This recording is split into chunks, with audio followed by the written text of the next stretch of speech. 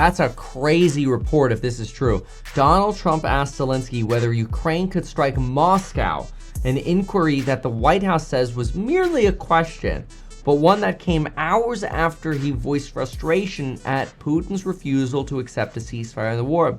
Now remember, we've been talking about secondary tariffs, about this potential of Donald Trump issuing 100 to 500% tariffs on any country that trades with Russia, basically that buys Russian oil, starting, 49 days from now, since yesterday Trump announced a 50-day, sort of pause on those 100-day secondary, 100% secondary tariffs. Whatever. Trump's got his own timelines. But in the meantime, it looks like he wants to ramp up pressure on Putin by potentially striking Moscow. I wonder if they'd be as brazen to potentially go for the Kremlin. And I also think it's very interesting because the CIA would be really the one to ask the question to, I suppose, because the CIA really seems to be guiding targeting for Ukraine and, sort of gating weapons, but as well as, providing the authorization to actually launch certain strikes. But it's possible that Trump is also asking if the Ukrainians can strike Moscow via some form of, internal, clandestine drone attack, much like they did against airfields deep inside of Russia. Now, something to know about the Kremlin is a fortified complex, they like to call it. It's 69 acres large. You can't make this stuff up. And it is sort of the symbol of the Russian leadership, if you will. Looking into some of the other details here, during a July 4th phone call with the Ukrainian president, Trump quizzed Zelensky about whether Ukraine could hit the Russian capital and St. Petersburg if given long-range U.S. weapons. Oh, that's interesting. So, hey, if we give you some long-range missiles, can you strike deep? Of course. Why wouldn't we be able to? Wow, that's not even relying on the drones. That's literally the U.S. basically working with Ukraine and the CIA to target and drop some Israel-style, or I guess I should call them Iranian-style intercontinental ballistic missiles. Wow. Okay. Zelensky replied that he could if the U.S. provided the weapons. Well, duh. Well, sir, if you give me the targeting computer, the rocket launcher, and the rocket has the range, well, yeah, I could hit the Kremlin. Okay. I mean, obviously, Russia is going to see this. So there's also the potential that Donald Trump is, this information is coming to light because they want it to come light to try to make Putin nervous that, oh no, they're going to try to attack Moscow. And who knows, maybe the CIA is going to keep an eye out to see, oh, are they now moving air defense units in and around Moscow because they're nervous about this sort of leaked commentary? Could all be sort of wargaming. Asked about the details of the call, which were first reported by the Financial Times, the White House press secretary said Trump was merely asking a question, not encouraging further killing. He's working tirelessly to stop the killing. The conversation took place a day after Trump said he was very disappointed by a phone call with Putin. Ukraine has successfully targeted Moscow with drones in the past, but long-range missiles provided by Western allies could have, so far, have lacked the capabilities to reach the city. Right, because they provide long-range missiles that are like hundreds of miles of long range, not the thousands of miles that they would need, because those are different missiles. Details of the discussion emerged a day after Trump pledged fresh weapons. Oil declined. Okay, that's fine. Kremlin spokesperson on Tuesday said Trump's public comments were serious and Russia needed time to analyze them. Any attempts to make demands, especially ultimatums, will be unacceptable. Right. Trump moves to pressure Putin after months of unsuccessful diplomacy. This is why we saw this secondary tariff talk yesterday. If we don't have a deal within 50 days, now 49 days to go. Although how solid that line is a little blurry. China has criticized the U.S. effort to pressure Beijing over its ties with Russia. Well, duh. Because China wants to integrate with Russia more because they get cheap oil from Russia, because oil can't be sold from Russia to Europe or to the United States, so they basically have to sell it at a discount, like a hot potato, to, somebody else, and China and India, they'll suck on this. Comments signal the latest indications that Trump is growing impatient with Moscow's refusal to end the war.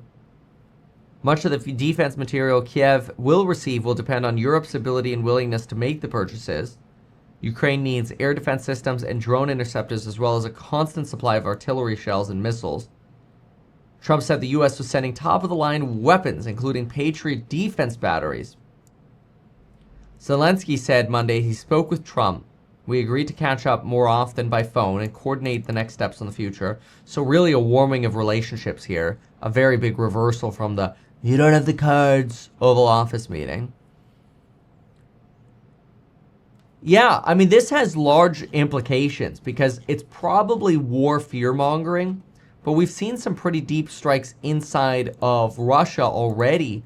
The problem is, if Russia sees attacks deep inside of Russia as fueled by the United States, then you potentially deepen that integration between Russia, North Korea, and China against the United States.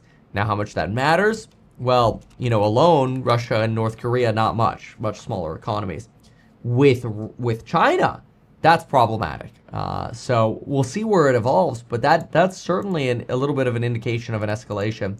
I think the only reason we're actually seeing the oil market down now is because we had some of that weaker services and commuting pricing power evidenced in the CPI report this morning. Mind you, 10-year Treasury yield actually up 2.8 basis points after that report this morning, mostly because the numbers were inflationary. You have to just look at the details. Now, Donald Trump is literally just now publishing his classic propaganda. And remember, my point is not to shill one side, it's to be hated by everyone. Donald Trump apparently now shilling that consumer prices are low and it's time to bring the Fed rate down now, he says. But again, Trump is a headline reader, and I don't actually take him as somebody who's going to go read the details. But if you want to read the details, you could download the Meet Kevin app, and you could get the details totally for free. Or you could join the Alpha Report, which you could do as well. This morning, the Alpha Report, we talked about MP material running towards $60. Since the market opened, it's up over 10% since those comments. Also talked about Open Door running, which is also running since this morning, but we've been talking about Open Door running for weeks. So if you want to get that sort of alpha, make sure you're part of the Alpha Report over at meetkevin.com. Use coupon code Mr. Too Late, which is basically what Trump is complaining about now. But look, if you download the Meet Kevin app, which is free, you can see I broke down these tariff numbers here, and we talked about some of these this morning as well. But some of the things we didn't yet talk about this morning on my CPI video were that without autos, core goods pricing is actually up 0.55%, which is the highest since November of 2021. And if you annualize that, it means core prices on an annual rate are going up 6.6%.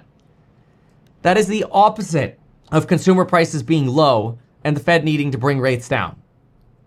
We are literally seeing pressure on services, the lagged effect of tariffs showing up, and, what we're really seeing is pain in the very sectors you would expect to see the pain start showing up in.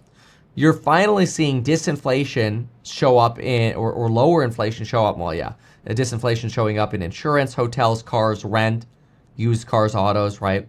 But definitely in those categories that are affected by tariffs, very large increases, and they're just now starting to show up. And you have the weakest travel gauge since March. So you're starting to show some of that weakening for the consumer. Donald Trump doesn't want to look under the hood because under the hood is starting to look a little stinky. And it's much easier to just oversimplify and look at the headline because, that's probably what your, Fox News is going to pitch.